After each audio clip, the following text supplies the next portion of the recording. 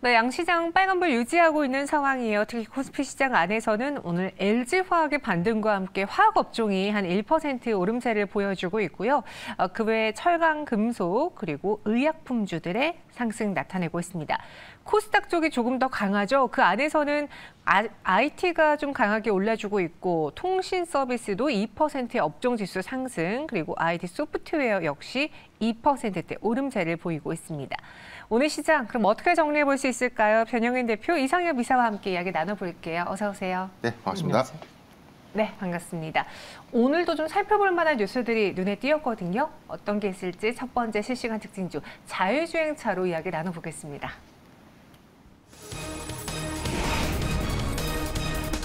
현대차 자율주행 소식에 모바일 어플라이언스가 상한가를 갔습니다. 거의 오늘 이 자율주행 테마 안에서 줄줄이 상한가가 나왔는데요.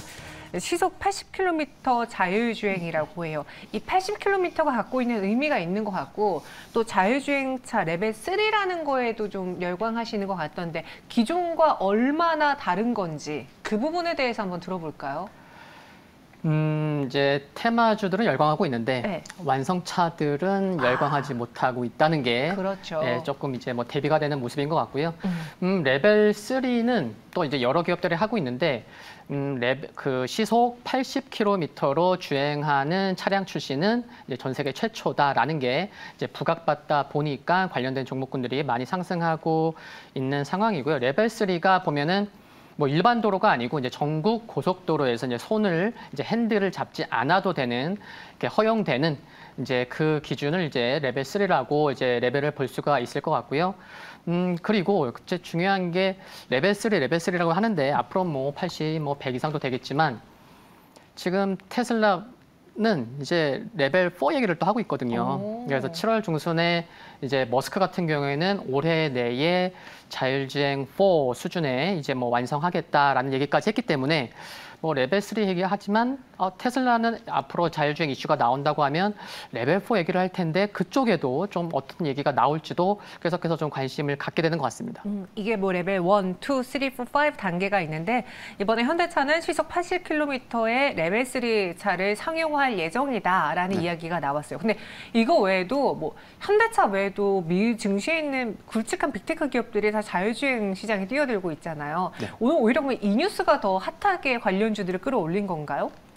사실 뭐 그 부분보다는 자율주행에 관련된 이 수요, 앞으로는 무인, 사람이 운전하지 않고 이 차가 알아서 모든 운전을 한다. 네. 이 기대감이 뭐 오래전부터 좀 부각됐던 것은 아닙니다. 기술 상용화 과정에서 이 자율주행의 레벨 단계가 뭐 5단계까지 있는데 현재 이 기술적으로 좀 구현 가능한 단계가 4단계가 이미 나와 있어요.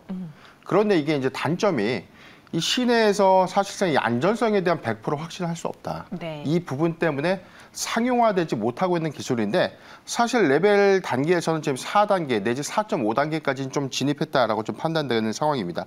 지금 3단계에서 왜 오늘 이 이슈가 좀 됐냐, 이 부분이 고속주행 상태에서 시속 80km까지 상용화 간다. 이게 자동차 전용 도로는 사실상 이 사람이 쉽게 이제 다니면 안 되는 도로잖아요. 그렇죠. 그렇기 때문에 차의 어떤 측면 센서나 후방, 전후방 센서 등을 통해서 어떤 위험물이나 장애물을 좀 감지하면서 사실상 적용할 수 있는 도로인데 이게 일반 시내 도로나 뭐 다른 정형화된 뭐 사람들이 많이 다니거나 뭐 동물이 좀 다니는 그런 도로에서는 적용하기에는 아직은 검증이 좀 더 필요한 기술.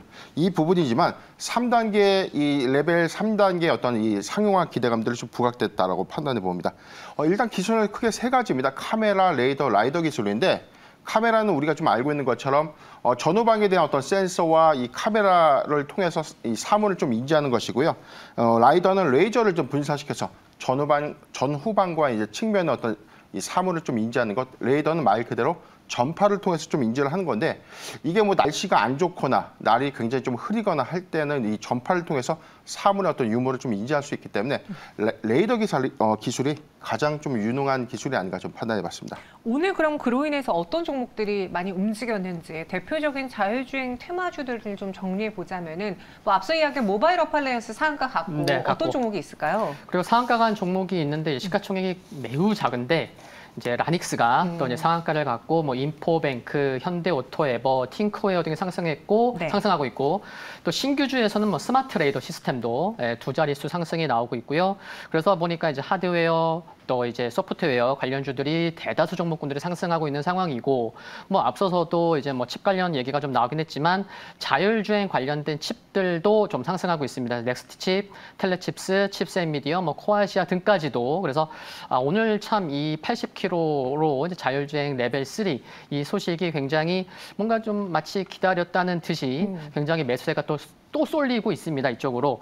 그런 상황이고 그리고 이제 자율주행 같은 경우는 이제 연말로 갈수록 좀 이번에 오늘 같은 소식을 좀 접하기도 했지만 연말로 가면 이미 제가 여기서 한두 번 말씀드렸던 것 같은데 이제 연말로 가면요. 제네시스 G90 또 기아의 EV9 GT 등이 레벨 3 또 80km 또 자율 출시가 전망되고 있어요. 그래서 네. 그 관련된 뉴스만 조금 보셨던 분들은 연말로 갈수록 자율주행 이슈가 계속 나올 수 있겠구나. 근데 이제 나온 거죠. 네, 그러다 보니까 또 다음 달에 이제 삼성전자가 또 자동차 관련돼서 이제 뭐 포럼, 네, 또 이제 자동차 반도체 칩 관련돼서 뭐 출시 또 이제 소개하는 그런 또 자리에도 가기 때문에 오늘 좀 강한 모습이 그 다음 달에 있는 그런 포럼 전시회까지도 좀 이어지지 않을까라는 관점도 좀 체크를 하면서 보시면 좋을 것 같습니다.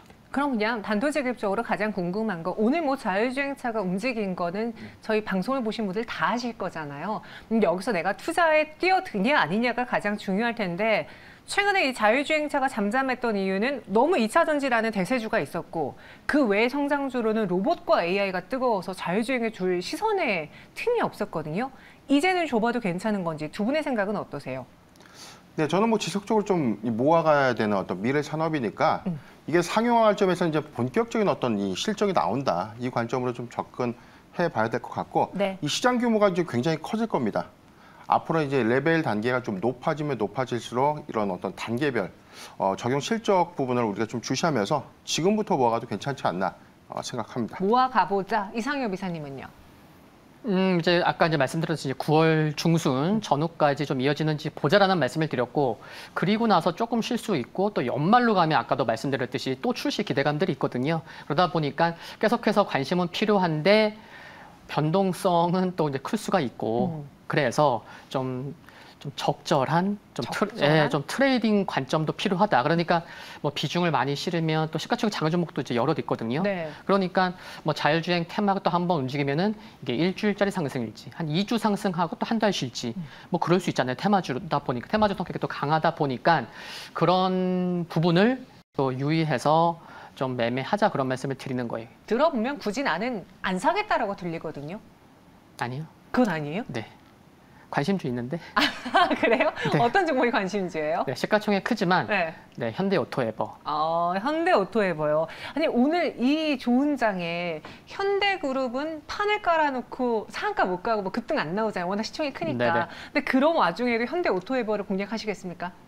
그럼요. 그 정의선 회장이 지금 한 7%대 지분을 지금 보유하고 있고 또 뭐 내비게이션 소프트웨어나 뭐 지도, 뭐 맵 기술 고도화 관련 모멘텀이 있기 때문에 현대차 그룹이 앞으로 이제 중장기 비전도 발표했는데 현대오토에버는 소프트웨어 쪽을 담당하고 있기 때문에 그룹사와 함께 성장할 수밖에 없고 얼마나 성장폭을 가져갈지는 뭐 예측은 하기 힘들겠지만 방향성도 오케이, 이제 자율주행까지. 그러면은 오늘도 뭐 신고가 난 것 같은데 네. 계속해서 관심 필요하다고 생각을 합니다. 나 모아 가보겠다, 관심주로 두겠다, 현대오토에버 네. 이야기해 주셨고요. 변용현 대표님도 앞서 뭐 계속 관심 종목 안에 두면서 비중을 조금씩 늘려보겠다라고 했잖아요. 네, 맞습니다. 그럼 이번에도 대형주 쪽으로 보실 겁니까? 중소형으로 보실 겁니까? 일단 뭐 오늘 자율주행차 섹터의 어떤 움직임들은 소형주, 시가총액이 좀 낮은 종목들이 시세를 좀 냈는데 네. 이제는 옥석가리게 전반적인 어떤 차량 양산에 따른 어떤 수혜 이런 부분에 대한 독보적인 기술 관련주로 좀 편입하는 게 어떤가 생각을 해봤습니다. 저는 HL 만도를 좀 주목하고 있는데 국내 최초의 자율주행 소형 레이더 기술을 우리나라에 이제 최초 양산 개발 성공한 회사입니다.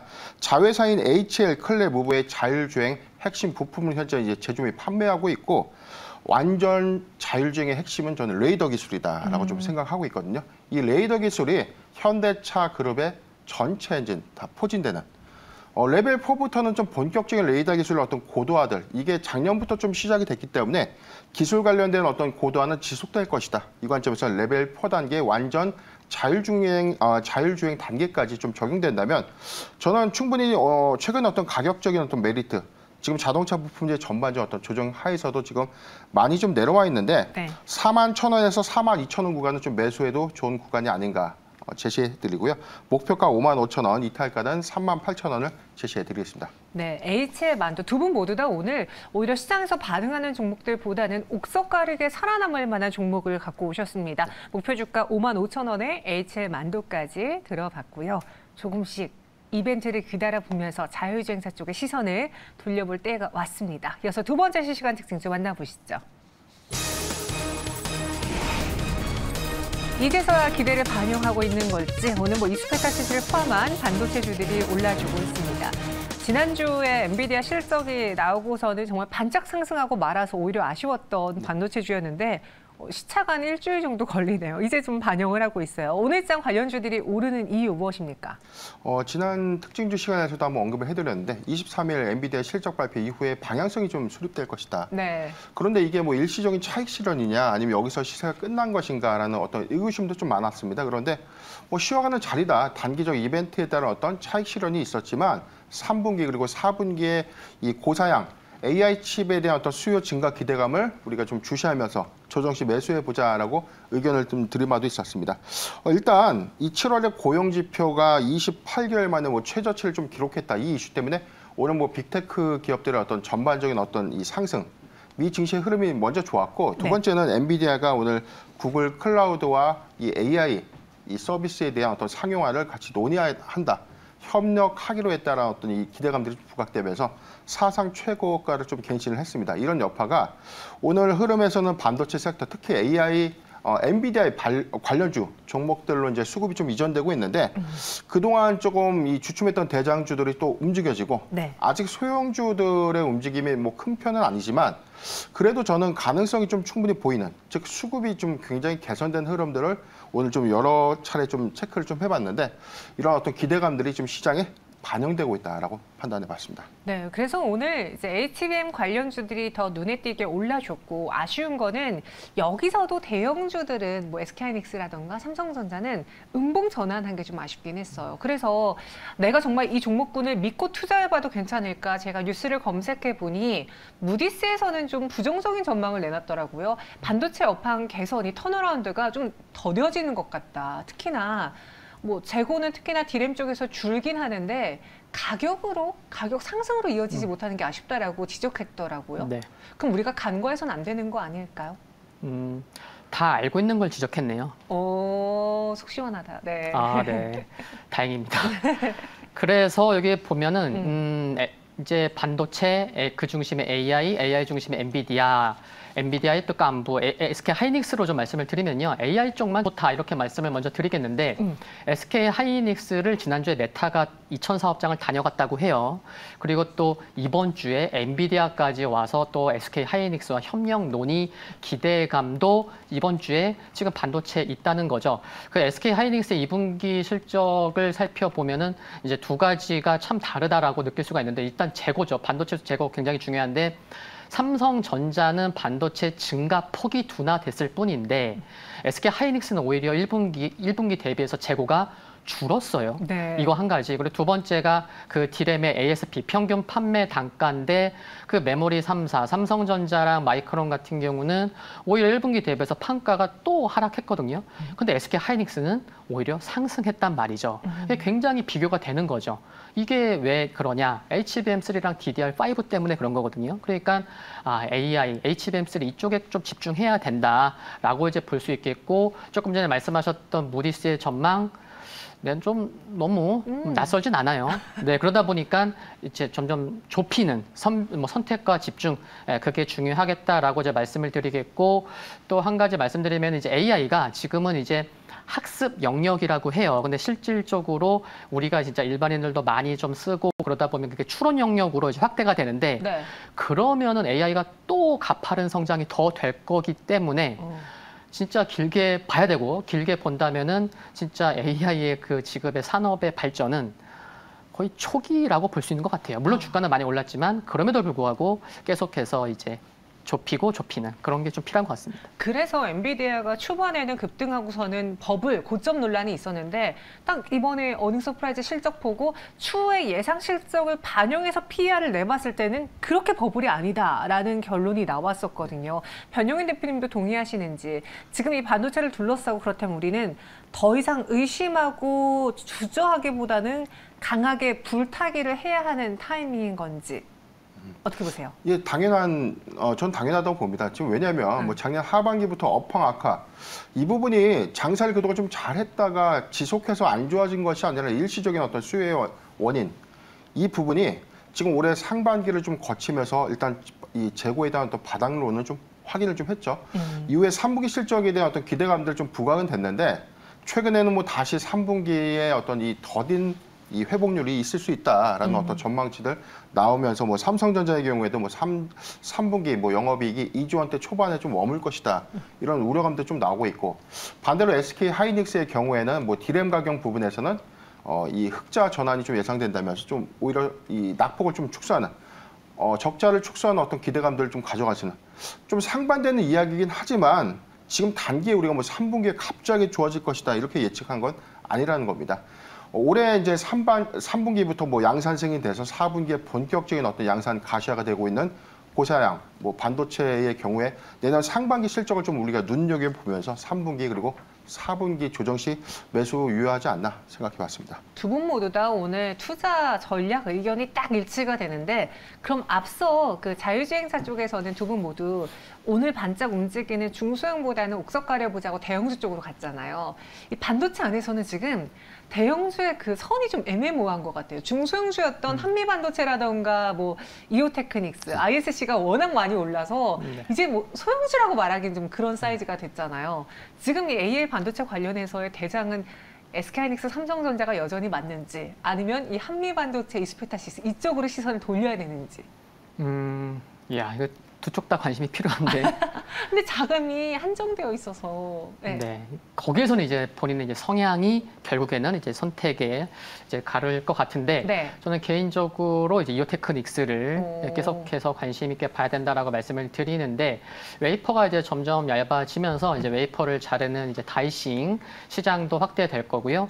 또 웨이퍼의 이제 바둑판처럼 이제 이제 홈을 파주는 이제 그루빙 시장도 확대될 수밖에 없는 거죠. 그러다 보니까 거기에서 수혜가 클 수밖에 없는 이오테크닉스, 그리고 뭐 TSMC나 또 이제 삼성전자 이제 9월달에 엔비디아 퀄 통과 기대감이 여전히 있어서 굉장히 중요한 부분인 것 같은데, 삼성전자, TSMC양, HBM3 관련된 장비 수주 기대감이 그게 이제 반영되고 있긴 한데, AI 투자를 하려면은 성장성이 얼마가 될지 그 수치를 참 전망이 굉장히 어려운 것 같아요. 그렇죠. 네, 그러다 보니까 일단 대장주는 아시겠지만 조정이 나온다고 하더라도 깊이 들어오지 않고요. 좀 방향성에 초점을 맞추는 게 더 중요한 게 아닌가, 네, 그런 생각을 가지면서 이오테크닉스를 말씀을 드립니다. 이오테크닉스 받고 변영인 대표님은요?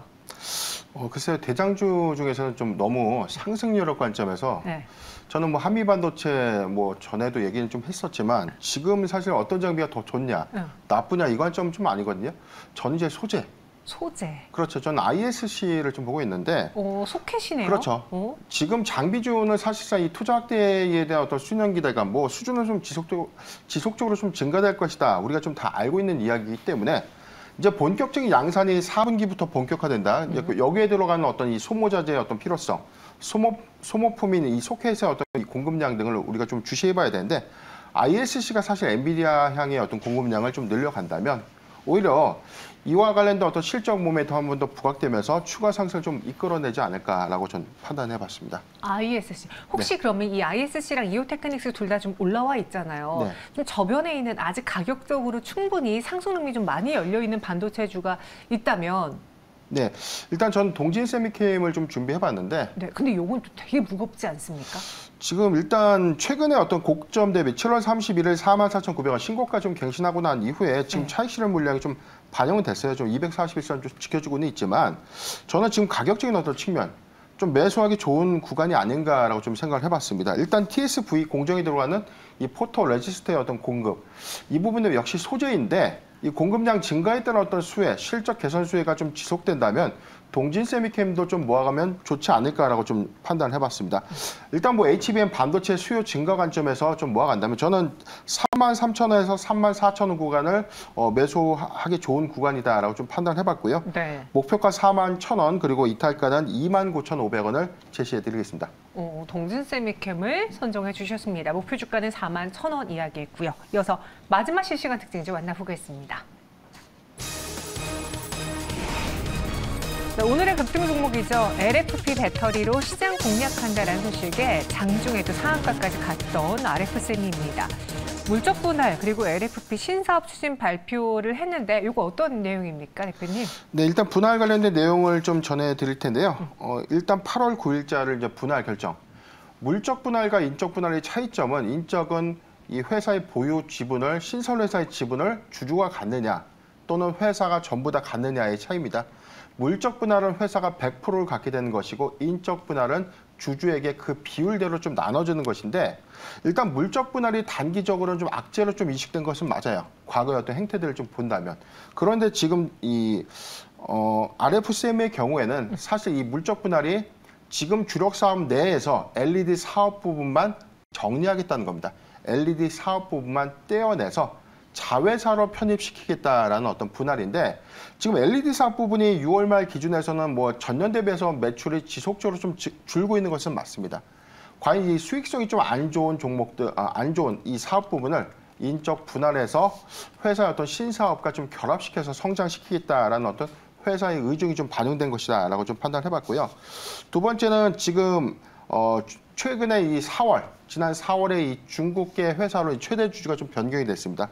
지금 LFP 관련된 이 배터리를 중국 내에서 조금 생산하고 있는 회사와 이 사업적인 어떤 시너지, 그래서 LFP 관련주로 좀 편입이 되면서 단기 좀 급등을 한 그런 흐름들 좀 현재 보여주고 있습니다. 네, 딱 RF세미 하면서 LFP 배터리 이야기를 하니까 저희 시청자 반응이 이랬습니다. 2차 전지가 미래다님이요.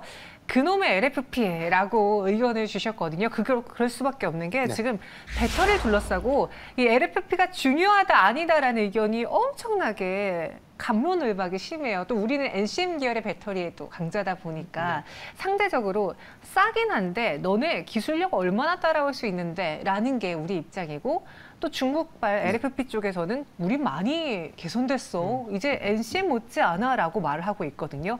여기서는 자꾸 의견이 나뉘어지던데 이상윤 배사님은 LFP 배터리 정말 추후에 강자가 되는 배터리라고 보세요? 아니면은 NCM이 있는데 안 된다 생각하십니까? 이게 좀 뭐 나눠지는 부분도 있는데 시장은 앞으로 커질 수밖에 없는 거죠. LFP 시장이. 네, LFP 시장이 이제 커질 수밖에 없고 뭐 수치를만 보더라도 이제 글로벌 LFP 배터리 점유율이 작년에 한 27.2%에서 이제 3년 후 26년에는 이제 47%까지 올라갈 것으로 전망이 되고 있고 중국 같은 경우에는 뭐 1분기에도 한 60% 넘는 점유율을 LFP 배터리가 이제 보유하고 있는데 이게 중요한 게 LFP 배터리 기술 진입도가 높지 않아요. 맞아요. 네, 높지 않고 그리고 국내에서도 할 수 있었는데 이게 해서 이제 수익성이 날려면은 그래 중국보다 더 싸게 만들어서 해야 되는데 야 이게 중국 것까지도 싸게 만들기가 쉽진 않잖아요. 그러니까 그래 만약 고객사에서 요청이 오면 해야지. 근데 고객사에서 요청이 왔네요. 그러면 해야죠. 해야 되는 거고 그리고 이제 그러다 보니까 이제 할 수밖에 없어서 이제 하긴 하는데 기술 진입 장벽이 낮으니까 해볼만 하다라는 거를 말씀을 드리겠고, 우리 LFP 배터리는 이제 자동차뿐만이 아니고요, 뭐 신재생 에너지나 또 이제 배터리 2차 전지 쪽에서도 뭐 새로운 이제 성장 모멘텀이 ESS 쪽이라고도 얘기를 하잖아요. 네. 또 이제 관련된서 이제 소식도 많은데, 이게 ESS 쪽이 또 LFP 배터리랑 이제 공통되는 부분이 많죠. 그러니까 LFP 배터리 2차 전지 뭐 전기차 관련돼서 갑론을박보다는 LFP 배터리는 정말 다양하게 여러 산업 내에서 쓰일 수밖에 없기 때문에 시장 성장성은 커질 수가 있고, 국내 기업들도 관련된 기업들도 많고, 그러다 보니까 성장성 커지고, 그러다 보니까 이제 관심은 필요하다라고 좀 이렇게 뭐 그렇게 결론 맺어도 괜찮을 것 같습니다. 맞아요. 말씀하신 것처럼 많은 고객사들이 다 전기차 가격을 다운시키고 싶어 하기 때문에 배터리 쪽에서 싸게 살 수 있는 배터리, LFP 배터리를 요청하고 있거든요. 그래서 국내 NCM 계열의 강자인 대표 셀 3사들도 LFP 배터리를 뛰어든다고 했잖아요. 네, 맞습니다. 그럼 관련주로 그 종목을 같이 봐도 괜찮은 건가요?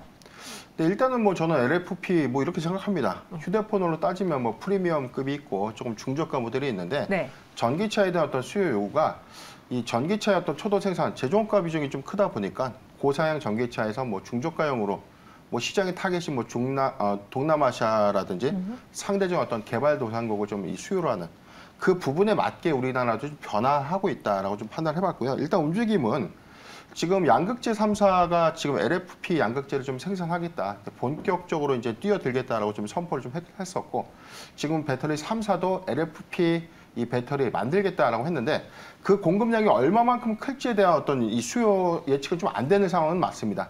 다만 지금 IRA 수혜 관점에서 저는 긍정적이다라고 좀 보고 있거든요.